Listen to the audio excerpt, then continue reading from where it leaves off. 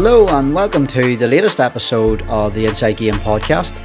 Before I introduce today's guest, this episode is in association with Raymond Waters at the Old Coach Inn Castleblaney. And here's a word from Ray's Tanning and Wellness in Auchnachoy. Rays are the first on the island of Ireland to offer the Red Wave Pure Red Light Therapy Bed, a cutting-edge recovery tool now being used by top athletes worldwide.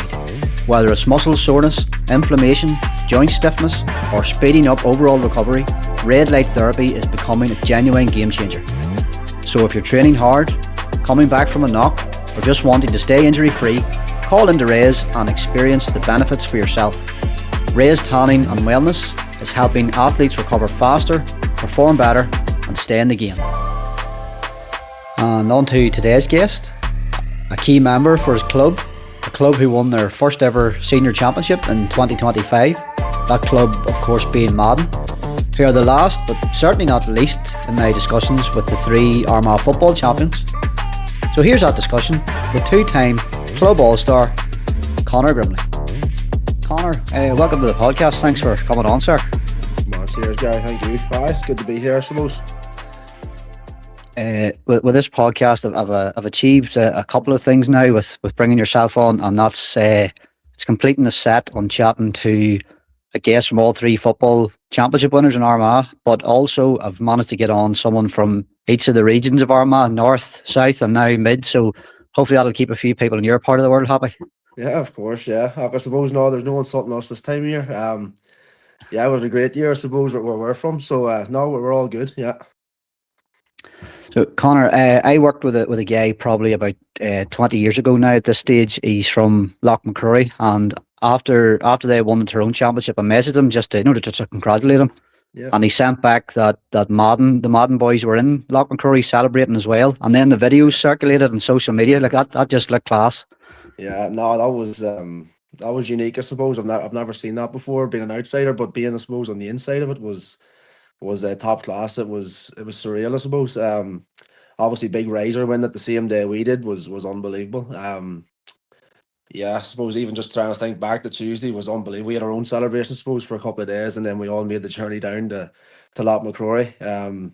Dodgy enough journey down, I think a few sore heads and stuff, but we got there eventually, and what another cracking day down there. They accepted us in, they were unbelievable, and no, another great day there. It was brilliant, like class.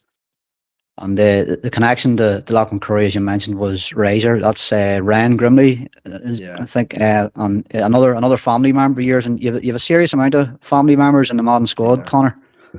Yeah, I suppose the Grimley name is probably well known around Madden at this stage. There's even a couple of families, Grimleys as well, that probably aren't even related to us. So there's been plenty of Grimleys over the years, even Jerdo and the like. So, yeah, there's 8 first cousins on the senior team at the moment. And there's been a few like Risers obviously gone, and a few others have gone over the last couple of years, KG as well. So yeah, there's probably been 10, 12 maybe in the last, maybe 10 years that have played for the seniors at some stage. So no, it's brilliant obviously to have so many cousins and have a younger brother Owen as well. So no, it's class to be playing with your family, your friends obviously, and then to win some trophies is it makes it all the better, like. So but yeah, Big Razor was a serious stalwart for Modern for years, and for him to get his medal as well, it wouldn't have felt right probably if he didn't get a medal. He soldiered for years with Modern and deserved a medal, so it's nice that he got one on the same day we did as well. So it was brilliant. Yeah. Madden this year, of course, a massive representation at the Armagh All-Star Awards night. 8 All-Stars named on the team, including yourself, and that wasn't even your first club All-Star award, Conor. Yeah. Lucky enough, I was there last year as well.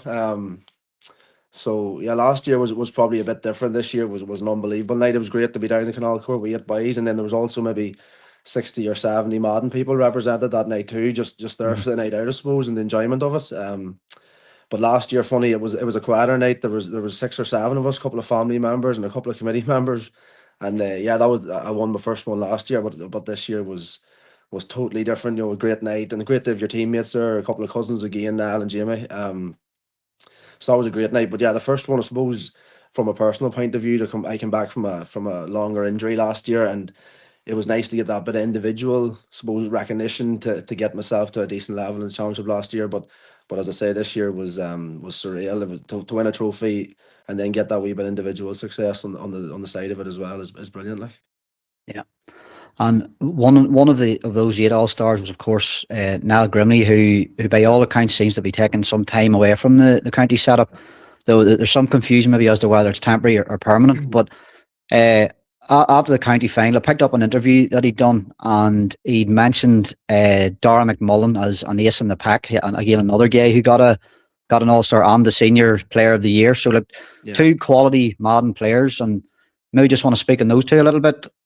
Um, where do you start with Niall? I suppose Niall, I've played the whole way underage. I never played with Dara underage. He's a bit younger than I am, but Niall played with him the whole way up, probably 14s, 16s, 18s. He was always a couple of years older than me, but lucky enough, I played a wee bit older. But Niall, only for him, the club wouldn't be in any shouts for championships or leagues or Division Ones.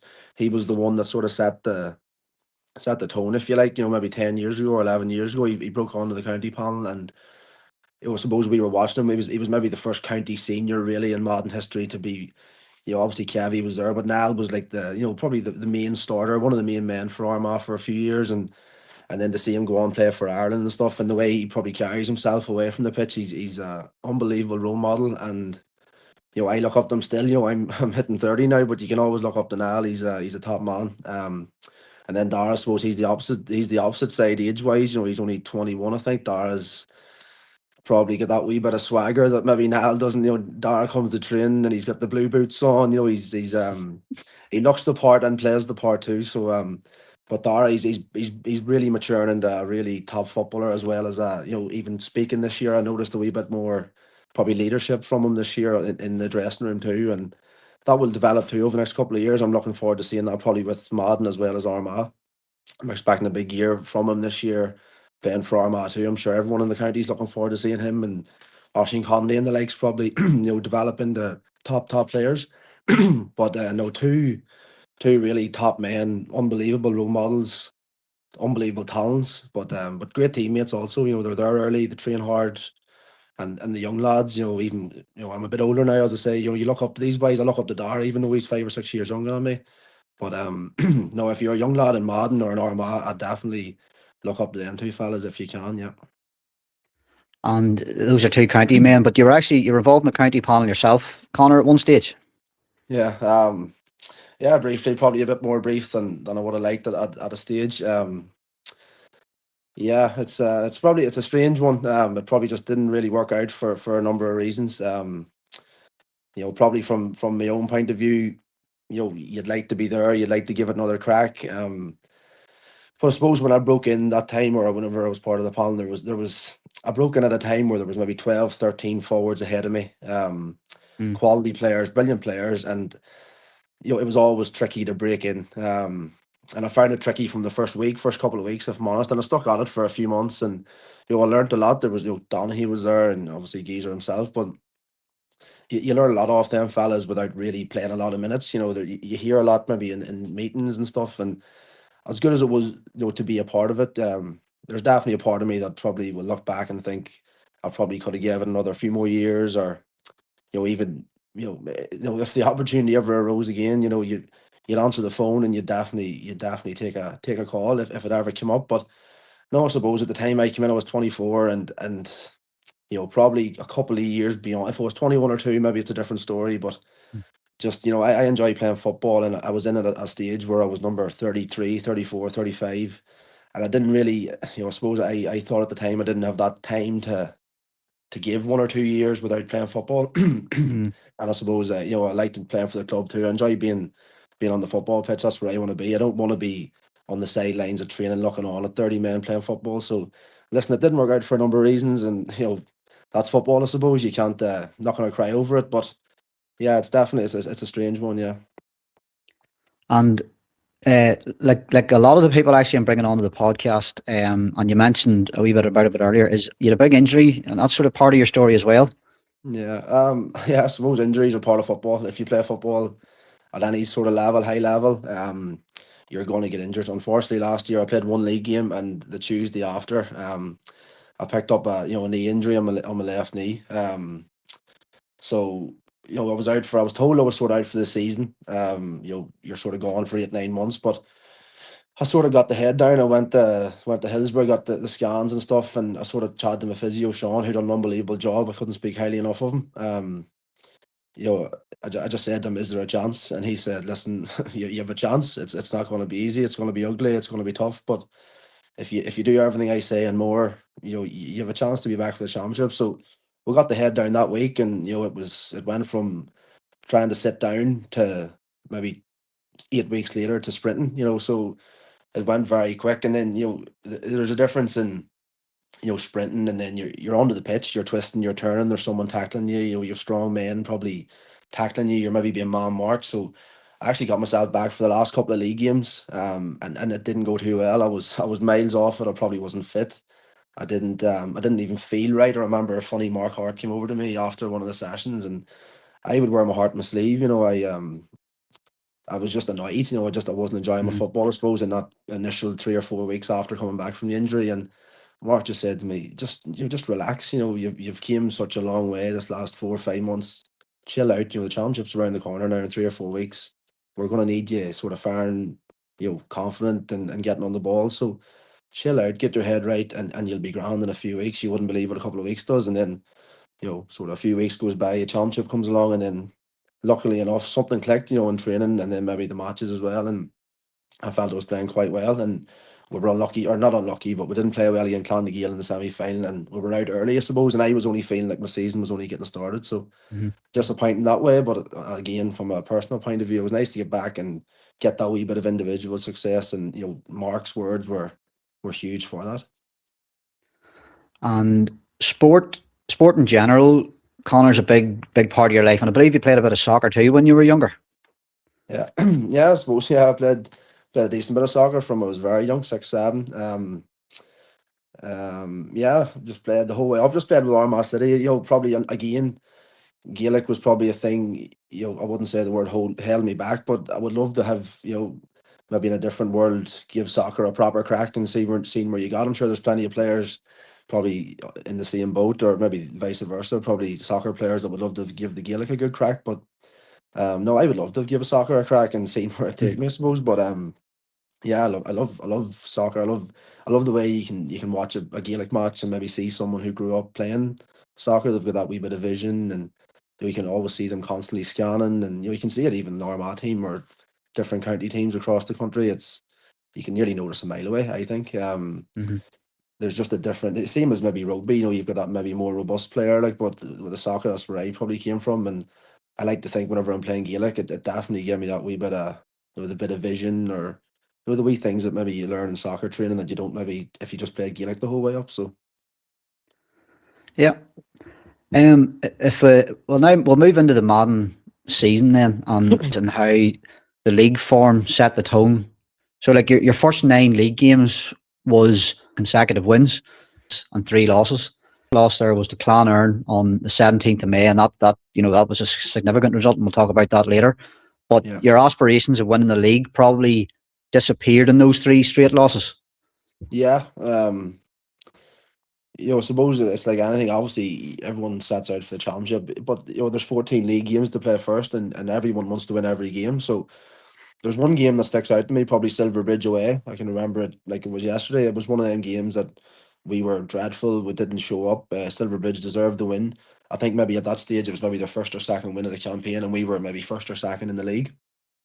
So we were maybe thinking if we can get a win down here, tough place to go, we can kick on and win the league. But we were sent back down the road beat, and there was Mhm. rows after the game. There was questions asked of each other, in the huddle after. There was fallouts. I remember there was questions asked of different players, and you know, I think the next Sunday morning at training, there was 30 men there at 10 to 8 for training, or maybe half 7 for an 8 o'clock training. So, it was one of them sessions that it was like, if we want to do something, we have to get our ideas together here. And it just wasn't that night, for whatever reason, just didn't click for us. And it was one of them the results that definitely stood out in the league. And there was a few more probably at the later end of the league, as you mentioned there, but that one was probably bang in the middle when you were thinking of winning it. But yeah, that was a bad night, but it definitely kicked us into gear, I think. Like, Yeah, and then to finish the league out, you had the end result that you finished third, but by all means, it looked like you were sort of starting to feel your way into the season, and setting it up for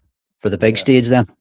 Yeah, I suppose again, to beat the top teams across the lanes, the Clonarns, the league does give you a good opportunity to beat them. Obviously, maybe most of the time it's without the county men, the Rains, the Turbits, the real top men. They're the boys you want to be playing against, and if you can't do it, maybe against without the so-called league players, say you're probably sort of thinking going into the championship, geez, we're miles off it here. But I remember one game, the Clonard at home game was probably a big game for us going into the championship. I think it was the last game or the second last league game or whatever. It actually turned out a draw, but TK was playing and Turbot and Cambridge, and we came away from a draw, and I think TK scored the equaliser in the last minute, so we were actually in the lead at that stage. But that was a good game. That was a game that really made us think that we're just as good as these boys. If we bring our A game, if we get set up right, if we get the kickouts right, if all these things have to go in our favour, we can compete with them top teams. And lucky enough, we got Clonard down the line the semi final, and that was probably by far our best performance of the campaign. So I think that league game towards the end of the league was huge for that belief going into the championship. Yeah.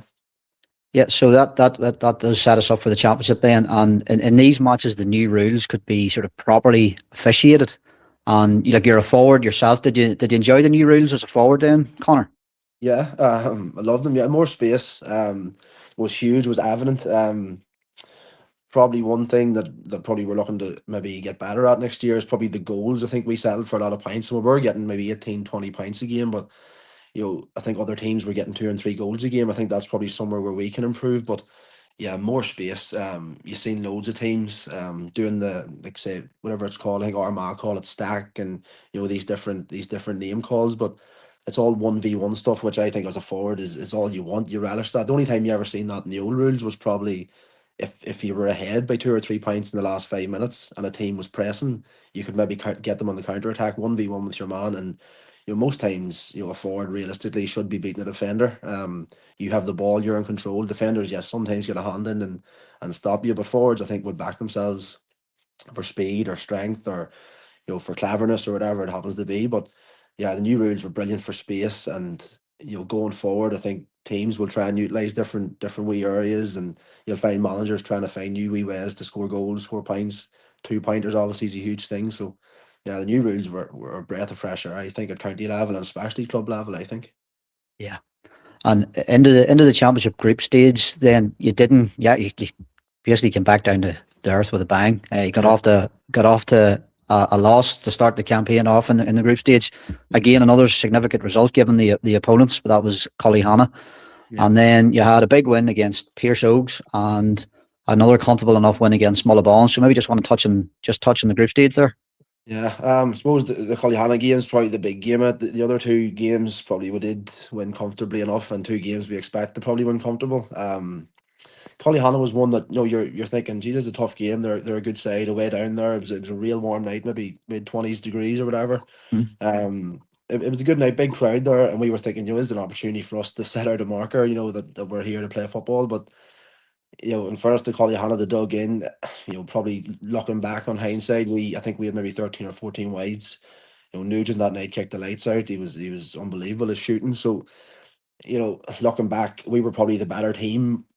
Over with passage of play, but they took their chances. We didn't. So fair play to them on the night. But the other two games, they were probably nice games to get, I suppose, after losing one. The group stage does give you an opportunity maybe to you can lose one and regroup and go again. So lucky enough for won the last two comfortably enough. But yeah, the Colleyhanna one was it definitely brought us back down to earth, and probably something similar to the Silverbridge League game. We were chomping at the bit for training on Sunday morning. There was the boys were there maybe 7:15 that day. So Aye. yeah, definitely brought us back down to earth. Yeah. And that's us into the championship knockouts, and you cruised past Armagh Harps in the quarterfinal qualifier. 14-point win in the end to set up a quarterfinal proper against Mahari. I spoke to Aidan Falker on an earlier podcast, and we talked about the Mahari match possibly being your arguably being your toughest knockout game. Yeah. Finished not 16 to 112. Mahari had a lead of 4 points quite late on in that game. Yeah. Um, would you say that was maybe looking back on Yeah. it the toughest one? Yeah, well, even going by just the margin of victory, 1 point was the closest game, so it can't be much closer than that. But yeah, I think Big Lappin scored a goal maybe with 8 or 10 minutes to go. I'm not too sure. But I Hmm. remember, you're talking about the new rules there. I was one of the forwards up on the opposite end of the pitch, and it's a lonely place when you're four down and you can't maybe go and help the team. Sometimes, I maybe do like going and getting deep and getting on the ball maybe and setting up an attack from deep, but it's a lonelier place when you're at the opposite end of the pitch, and maybe Mahari scored maybe one, two, or three in a row or whatever it was, but it was a tricky game. Mahari's always a tricky game, and there will be, as long as probably the Falkers are there and the Lappins and Creeley, Higgins, they're going to be a tricky game. Robinson's a quality player, so Mahari will probably fancy themselves for next season's championship. No reason why they can't, but they're a serious team, hard to beat, and probably in recent years, previous years gone past, we would be beating that game, and probably from our point of view, great sign of resilience to hang on. I think we scored the last five. I think we were four down Hmm. and scored five in a row. Hmm. Um, so yeah, a tricky game. Finally, we got over it, which was nice to be in the quarter final or in the semi final. Sorry, and it was also nice to take out a previous champion, two-time champion. So nice for belief going forward. Yeah, and it's sort of hard to think of Madden as underdogs now, given the way you finished up and the fact that you won the championship. But you did go into the Clonerne game as underdogs, Clonerne Yeah, champions, two-time champions in sort of recent seasons. But you get off to a great first half in that game. You were leading 10-4 at half time, ended up yeah, seeing the match out 14-11. yeah. It went well for you that game that night. Yeah, I suppose that was the game. The managers had serious work done behind the scenes, and in the first 20 minutes, everything they told us in the meetings leading up to the game happened. So serious belief in what they say. From that game and before that, obviously too. But even just they knew where the kickouts were going. They knew who was going to be on Nile. They knew who was going to be on Dara. So yeah, it went well in the first half. Albeit, I think we maybe had 8 or 9 wides in the first half, and sometimes you can rue them misses at the end. And we only scored 4 points in the second half, as you say there. So probably being critical, we should have been better in the second half. We were sloppy. We gave the ball away a lot, but the first half was probably our best 30 minutes I've seen us play, and maybe in my 10 or 12 years a part of the panel. So it was good to take down. Obviously the reigning champions, as you said, and quality players like Turbo, TK have been mentioned.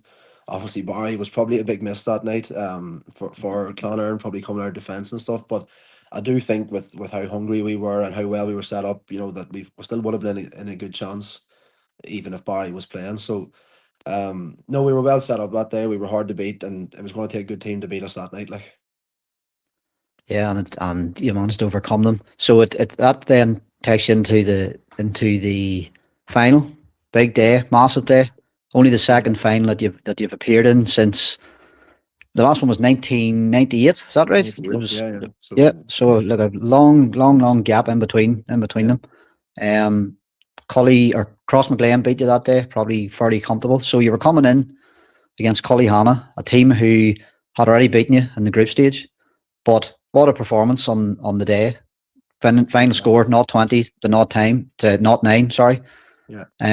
Just a fantastic occasion, Connor. Fantastic performance, Yeah. everything else. Yeah, no, I suppose couldn't have went much better on the day. Usually you run into a few stumbling blocks, maybe injuries, red cards, but everything sort of went for us that day. Maybe Collie Hanna didn't bring their best stuff, and we brought maybe close to our A game.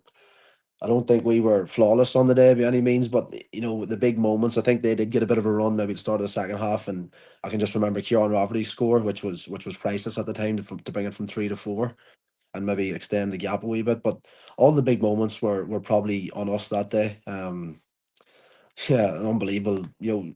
Really confident get into the game. I suppose coming from the group game. I knew we had it in us to beat them. Of course, like we always believe. In the group game we weren't really efficient, and we knew that if we flipped that and maybe made it a bit harder for their main men to score, that would be a serious chance. Like, and the defense was immense. I think the average in the knockout stages, maybe conceding like 11 points or maybe 10 points a game over the 4 games. So, yeah, the defense obviously was a serious, starting block first, and then obviously up front, all you have to do is hopefully outscore the other team. You don't have to score 20 points or 18 in the semi final. You only scored 14, which is probably below our average, but lucky enough, the defense kept them to Clonard to 11. So you only have to outscore the opposition to win the game. So, Cully Hanna on the night scored 9, or on the day scored 9. So all we had to do was score 10. And lucky enough, we were quite efficient. We scored a couple of 2 pointers maybe, and happened to win by 11 points in the end, which Mhm. probably a crazy margin, probably a bit harsh in Cullyhanna too. But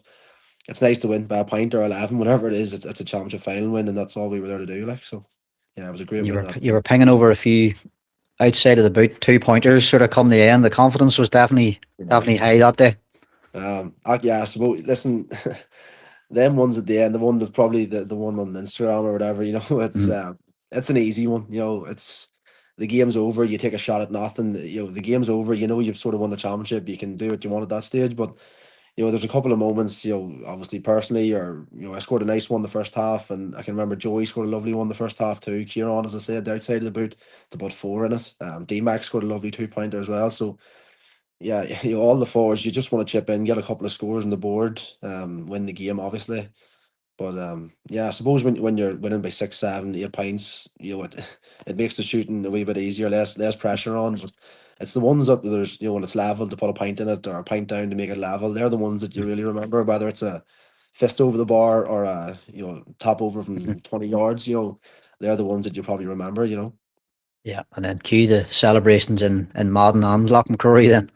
Yeah, we didn't just stop in one. We had to go to Loch McCrory too. We've been a few places since too. We've been all over the world, so no, we're happy enough. Great job. Well, Conor, that takes us just to your last game of the season then, and that was the Ulster Championship first round against Newbridge. Now Newbridge were coming in as a second year team in Ulster, and you tend to find that teams who are getting a bit of a run in Ulster are the ones who maybe do that little bit better. Teams winning the first championship in a while or Yeah, first championship ever, they're kind of maybe they've topped out maybe in their own county. So, like, yeah. how did you feel coming into that one? Were you Um, giving it a go, happy enough to feeling in bonus territory? What was the general feeling? um, yeah, it's a tricky one. Of course you're giving it a go. What I would say is you're probably not that Newbridge maybe didn't celebrate, or I'm not too sure what date they won their championship on. Whether I know they played Dunloy in between our celebrations or whatever, but Um, I suppose looking back, we did celebrate for a couple of days, 2 or 3 days, and then you're not drinking the right stuff, you're not eating the right stuff, so maybe it takes you 2 or 3 days to recover. So there's nearly 5, 6 days gone out of the 14, before you even really sit down and think you're going to give it a go. So as much as the management tried, and we all tried, we all done our best, everyone maybe a bit of sickness going about the camp, and it was tricky. In hindsight, at the time you think, I remember going into the Newbridge game, I was totally confident the same way I was for the county final. So, in hindsight, maybe it's a different story. Yeah, no, we definitely gave it a go on the day. Nah, it didn't click for. We definitely weren't. I wouldn't even say we were at 60 or 70%. If Mm. even 50. Probably it is. It'll be a regret of mine forever if we don't get another go at Ulster. Like definitely, I'm hungry to go again for Ulster. Whether it's next year or in the next couple of years, hopefully. Um, yeah, I'd definitely. I'd be sick if I retired and that was our only ever Ulster game. I think the quality's there to go back again in the next couple of years, hopefully, and give it a proper crack. I think this year we tried, as I said, but just looking back now, I don't think we were ever really at the races leading into the game. And you can maybe a couple of injuries from the final, and you can blame a few different things, but on the day of the game itself, just we didn't get going at all. Even though we're only a point down at half time, they came out at the start of the second half and blew us away completely. And because we just didn't, it took us maybe 10 minutes in the second half to even realise that we're in a game. And then just they ran out 7 or 8 point winners. But no, they're a good side. Newbridge are a quality team. And then obviously Scottstown beating them. So I don't think again, I don't think we're a million miles away if we really got our heads down and gave it a good crack. And I think maybe with a year's training with a couple of boys, I'll be getting a bit of strength in the arms, and a bit of strength work done, a bit of fitness work done. I don't think we'll be far away next year again. Hopefully. Yeah, certainly with the tools you have in your locker now, Madden certainly look like a team that could give Armagh a real good rattle next year, maybe beyond. But Conor, look, that's probably everything. We'll wrap it up there. We've covered the whole season. We've covered plenty of other things as well. Really appreciate you coming on, and maybe hopefully you're enjoying a wee bit of an extended break here in the off season because you've had a long season. And best of luck for next year and everything else. No, cheers, guy. Thank you very much. All right. Appreciate it. Thanks, Conor. That was a brilliant discussion with Conor for All Things Madden. The podcast will now take a small pause for the Christmas holidays, but work is ongoing to bring on feature guests, with some already lined up. And of course, the inter-county season is very close to return, so look out for content in that regard on the platform. But until then, thanks for watching and thanks for listening to the Inside Game Podcast.